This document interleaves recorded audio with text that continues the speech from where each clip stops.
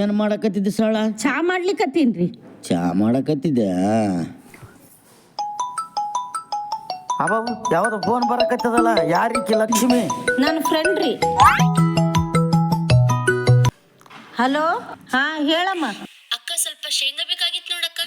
ಹಾ ಶೇಂಗಾ ಬೇಕಾಗಿತ್ತನಮ್ಮ, ನೋಡಿ ಹೇಳ್ತೀನಿ, ಸ್ವಲ್ಪ ಲೈನ್ ಮೇಲೆ ಇರಮ್ಮ.